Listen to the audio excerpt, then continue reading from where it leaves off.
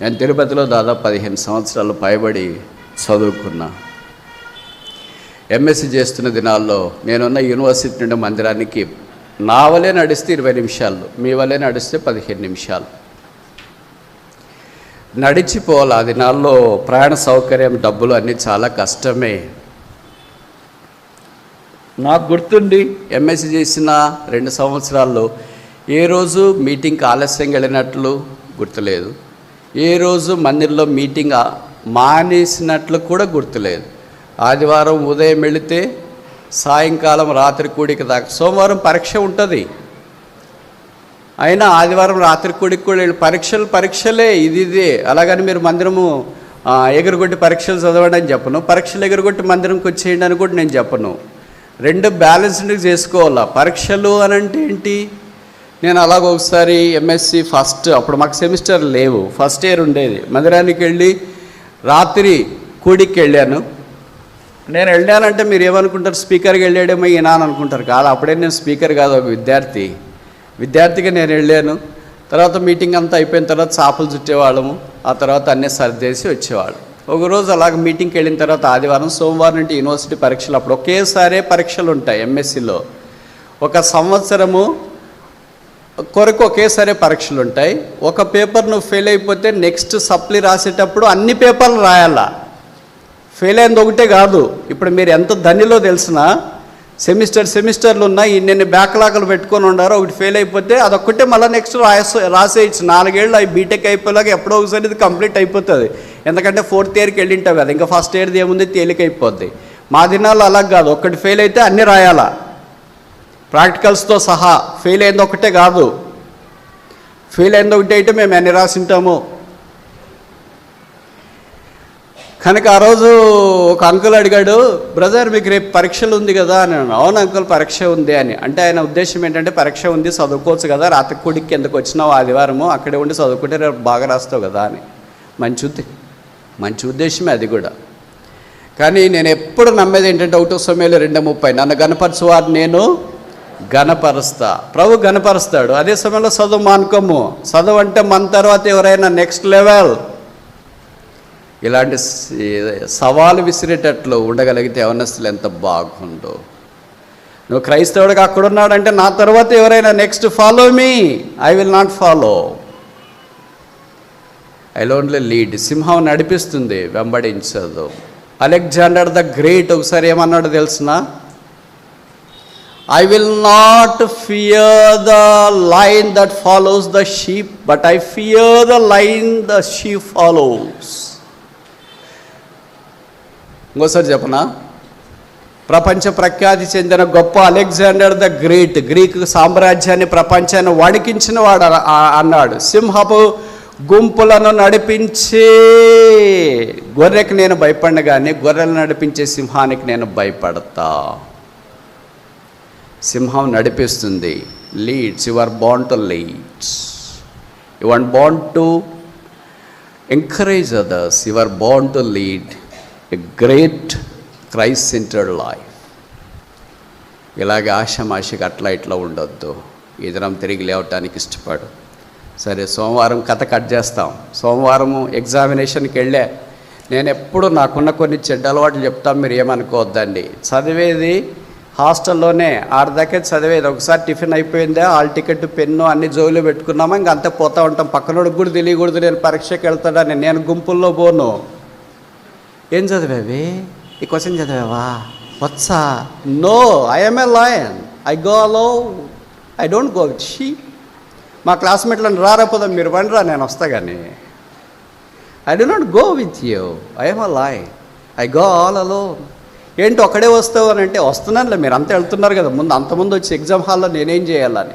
కొద్దిగా అక్కడ అడ్జస్ట్ కావాలరా. ఏం అడ్జస్ట్ రా, 7వ తరగతి నుండి అడ్జస్ట్ అయితేనే ఉన్నాం పరీక్షలు. ఇప్పుడు కొత్తగా అడ్జస్ట్ అయ్యేది ఏముంది? పరీక్ష హాల్ దాకా ఎప్పుడు నేను చదువుతా ఇట్లే పోను. పరీక్ష హాల్లోకి పోయిన తర్వాత కూడా ఇట్లే పుస్తకం పట్టుకొని ఉండి, ఏ ఇన్విజిలేటర్ ఇంక పుస్తకాలు తీసేయండి, క్వశ్చన్ పేపర్ ఇస్తున్నాము, అందరు సైలెంట్గా ఉండండి. No, I'm a Christian, I have to be all together different. ఏం చదివానో చదివాను, ప్రభుకి అప్పగించినాను. వచ్చేస్తున్నాను ప్రభువా, రాస్తున్నాను, నీ దృష్టికి అంగీకారం అయితే దీన్ని ఆశీర్వదించు. 5 రొట్టెలు 2 చేపలు తీసుకొని వచ్చినాను, ఆశీర్వదించు.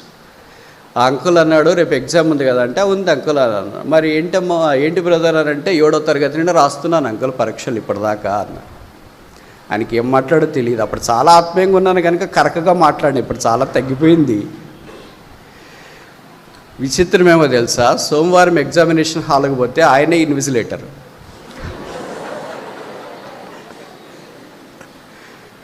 కానీ ఆయన చాలా మంచివాడు, ఇప్పటికి కూడా ఉన్నాడు, మీకు తెలుసు చాలామందికి. ఆయన క్వశ్చన్ పేపర్ ఇచ్చినాడు. సరే నేను ప్రార్థన చేసుకుని రాయడం ఆరంభించిన మధ్యలో ఎప్పుడు ఆయన డిస్టర్బ్ చేయడు, చాలా మంచివాడు కదా. ఆయనకి ఎక్కడో కూర్చున్నాడు, అంతా రాసి 3 గంటలు అయిపోయిన తర్వాత ఆయనకి ఇచ్చి వెళ్తా ఉంటే, ఏం బ్రదర్ బాగా రాసినారంటే, పర్లేదు అంకుల్ అలా. విచిత్రమేమో తెలుసా, సాయంకాలం సువార్త ఉంటుంది, ఆయన సువార్తకు వచ్చాడు, నేను కూడా సువార్తకు పోయినా. మళ్ళీ రేపు ఎగ్జామ్ ఉంది కదా బ్రదర్ అన్నారు. ఉంది అంకుల్, 7వ తరగతి నుండి రాస్తూనే ఉన్నాను. రాస్తూనే ఉన్న పరీక్షలు ఏది కొత్త ఎగ్జామ్ ఏంటి? ఎగ్జామ్ మనకు భయపడాలి కానీ మనం ఎగ్జామ్ భయపడి పెట్టి, ఎగ్జామ్ ముందు పుట్టిందా నువ్వు ముందు పుట్టావా? చెప్పరేంటి? అబద్ధాలు చెప్పొద్దు. మంగళవారం మీరు ముందు పుట్టారా, ఎగ్జామ్ ముందు పుట్టారా? కొంతమంది ఎగ్జామ్ అంటే రాత్రి నిద్ర పట్టదు, ఉదయం లేచిన వెంటనే మోషనే మోషన్. అయ్యో బ్రదర్, ఒత్తిడి బ్రదర్, కూర్చోలేరు బ్రదర్, ఎగ్జామ్ మానేస్తామంటున్నారు బ్రదర్. అదేంటక్క అట్లా? 3 గంటలైనా అక్కడ వాష్రూమ్కి వెళ్ళకుండా కూర్చోవాలి కదా. రాయాలంటే ఏం రాస్తారు అది వేరే విషయం, కానీ కనీసం రాయడానికైనా 3 గంటలు కూర్చోవాలి కదా బయటికి వెళ్ళకుండా. కూర్చోలేకపోతున్నా, నీరసం వచ్చింది. ఏంటి భయపడదు నువ్వు? పరీక్షలకు భయపడతావా? పరీక్షలకు భయపడతావా? ఎగ్జామ్కి భయపడతావా? ఓగా పరీక్ష పేపర్కి భయపడే నీవు అగ్ని వంటి మహాశ్రమలు వస్తే ఎలాగా నిలబడతావు? అందుకనే ప్రభు మనల్ని ఏం చేశాడంటే పరీక్షల దగ్గర పెట్టేశాడు. ఇంకెంతే, నువ్వు ఇంతకంటే ఇంక ముందుకు వెళ్ళలేవులే, ఇక్కడే ఉండి పేపరే నువ్వు భయపడుతుంటే ఇంక అగ్ని నీ దగ్గరికి వస్తే నువ్వు ఎలాగుంటావు అని. సరే, కథ కట్ చేస్తాం. ఫస్ట్ ఇయర్ పరీక్షలు అయిపోయినాయి, తర్వాత వాల్యుయేషన్ జరుగుతుంది కదా, జరుగుతుంది. విచిత్రం ఏంటంటే తిరుపతిలో మందిరం పక్కన చుట్టుపక్కలే చాలామంది ప్రొఫెసర్లు ఉంటారు. అది కొత్త కాలనీ, మంచి పాష్ ఏరియా. నేను మందిరంకి వెళ్ళేటప్పుడు వచ్చేటప్పుడు వాళ్ళు కనిపిస్తూ ఉంటారు. నమస్తే సార్, ఎక్కడికి వెళ్తున్నావు అంటే ఇట్లా చర్చికి వెళ్తున్నాను సార్ అనేవాళ్ళు. కనుక పరీక్ష రాసే రోజు వాళ్ళు కనిపిస్తుంటారు. వచ్చేటప్పుడు అటు ఇటు వాళ్ళ భార్య భర్తలు సరదాగా వాకింగో, కిరాణా షాపులో ఏదైనా కొనుక్కోవటానికి అటు ఇటు వెళ్తూ ఉంటారు కదా, కనిపిస్తూనే ఉంటారు. మరి అందరూ ఎదురు చూస్తున్నారేమో తెలియదు. మొత్తానికి రిజల్ట్స్ వచ్చినాయి. నా పని ఏంటంటే ఎప్పుడైనా సరే పరీక్ష రాసిదే మన పని. రిజల్ట్స్ చూడటానికి పక్కన చాలామంది వెయిట్ చేస్తుంటారు, వాళ్ళ పని అది. 7వ తరగతి నుండి ఇప్పటిదాకా నేను ఎప్పుడు రిజల్ట్ చూసుకోలే. యూనివర్సిటీలో పోస్ట్ ఆఫీస్కి వెళ్తున్నా ఏదో పని మీద ఉదయం, మా క్లాస్మేట్ కనిపించినాడు. కనిపించి ఏంట్రా రిజల్ట్స్ వచ్చినాయంటే, వస్తుంటాయి రా, మామూలే కదా, అదేమి కొత్తగా వచ్చేది 7వ తరగతి నుండి వస్తూనే ఉన్నాయి అని అన్న. ఏంటి నువ్వు అంత లైట్కి తీసుకుంటున్నావు? లైట్కి తీసుకుపోతే రిజల్ట్ ముందు పుట్టిందా నేను ముందు పుట్టానా? ఎవరు? అందులో మా ప్రొఫెసర్ ఒక ఆయన కనిపించాడు. కంగ్రాచులేషన్స్ జయరాజ్ అని అన్నాడు. ఏం సార్ అంటే రిజల్ట్స్ వచ్చినాయి. రిజల్ట్స్ వచ్చినాయి, అంతదాకా బాగుంది, కంగ్రాచులేషన్స్. మరి ఏంటో తెలియట్లేదు, నేను చూసుకోలేదు కదా రిజల్ట్స్, ఆయన చూసుకుని ఉంటాడని అనుకుంటూ ఉంటారు. ఎందుకంటే వాళ్ళు అందరిని ఒకే ఘాటిగా కట్టేస్తుంటారు కదా. ఈ పిల్లలు చాలామందికి తెలిసిపోయి ఉంటుంది అనుకున్నాను. ఏంటంటే నీకు యూనివర్సిటీ ఫస్ట్ ర్యాంక్ వచ్చింది అన్నాడు. అసలు షాక్ తెలుసా, నేనేంటి ఫస్ట్ ర్యాంక్ ఏంటి, పాస్ అయితేనని అనుకున్నాను కానీ ఫస్ట్ ర్యాంక్ ఏంటి నేను? నిజమా సార్ అన్న? నిజమే అని అన్నాడు. సరే, ఆయన తర్వాత మళ్ళీ రూమ్కి వస్తే మా క్లాస్మేట్ చెప్పారు, నీకు ఫస్ట్ ర్యాంక్ వచ్చిందిరా. క్లాస్మేట్ చాలా తెలివైనవాడు, కాకపోతే ఎక్కువ నిద్రపోతాడు, ఏం చేస్తున్నావు?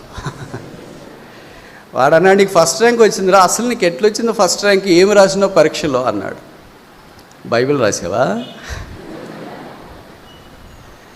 బైబిల్ రాస్తే ఫస్ట్ ర్యాంక్ వస్తుందిరా అనే సబ్జెక్టే రాసినావు అని.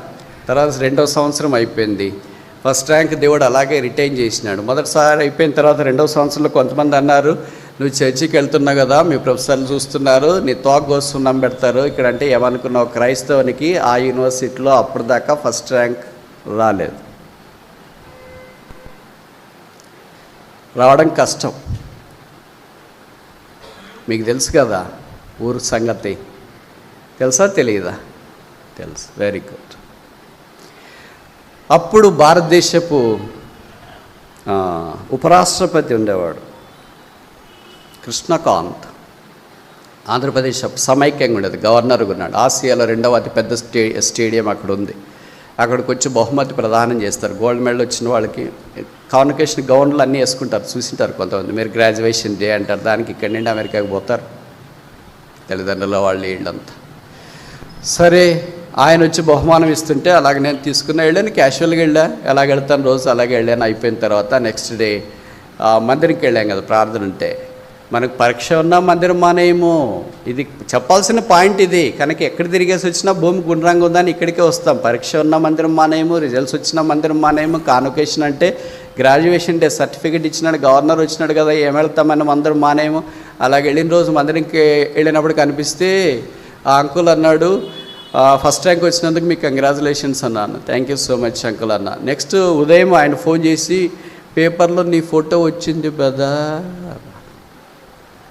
అంటే ఫస్ట్ ర్యాంకర్స్ గవర్నర్ ఇచ్చే బహుమానాలన్నీ ఫోటోలో పేపర్లో ఫోటో వేస్తారు. అలాగొచ్చింది అన్నాడు. నేను ఆయన్ని కట్ చేసుకుని పోయి దాన్ని చూపించిన, చూడండి అంకుల్ ఫోటో వచ్చింది, మీరే చెప్పారు, థ్యాంక్ యూ వెరీ మచ్ అని. ఇప్పుడు మందికి రమ్మంటారా, ఎగరగొట్టమంటారా? దేవునికి ఇచ్చే సమయము దేవుడు నష్టపరచడు. నీ స్నేహితులకి ఇచ్చేది నష్టపరచవచ్చు, నీ ఇరుగు పొరుగు వారికి నువ్వు స్పెండ్ చేసే సమయం నష్టపరచవచ్చు. దేవుని మందిర ఆవరణంలో బైబిల్లో రాయబడింది కదా, ఒక దినము గడుపుతావు 1000 దినముల కంటే శ్రేష్ఠం. దేవునికి ఇచ్చే సమయము దేవుడు వ్యర్థపరచడు. ఆ రోజు నుండి ఈ రోజు దాకా దేవుడు అనేక విషయాలు నా బలహీనతల్లో, అంటే ఇవన్నీ నేను చెప్తున్నానంటే నేనేమి అంత గొప్ప ఆత్మీయుడనేం కాదు. నా పొరపాట్లు నాకున్నాయి, నా ఓటమి నాకుంది, నా కృంగుదల నాకుంది, నా అవమానం నాకుంది, నా కన్నీరు నాకుంది, నా బాధ నాకుంది, నా ఇబ్బందులు నాకున్నాయి, నాకు కలిగినన్ని పోరాటాలన్నీ నాకున్నాయి. నా కన్నీళ్ళే అన్నపానములైన దినాలు ఉన్నాయి, పస్తుతో ఉన్న దినాలు ఉన్నాయి, బాధతో ఉన్న దినాలు ఉన్నాయి. ఇవన్నీ దాచిపెట్టి యేసు ప్రభు చేసిన ఆ గొప్ప శిలువ కార్యాన్ని మాత్రమే నేను మీకు ప్రకటన చేస్తూ ఉన్నాను. కనుక దేవుని జనమా, దేవుని మందిరాన్ని విడిచిపెట్టదు. పరిస్థితులు ఏమైనా సరే దేవుడు నిన్ను విడిచిపెట్టాడు. ఆయన ఇంటిని నువ్వు కడితే ఆయన నీ ఇంటిని కడతాడు. If you build his house, you will build your house.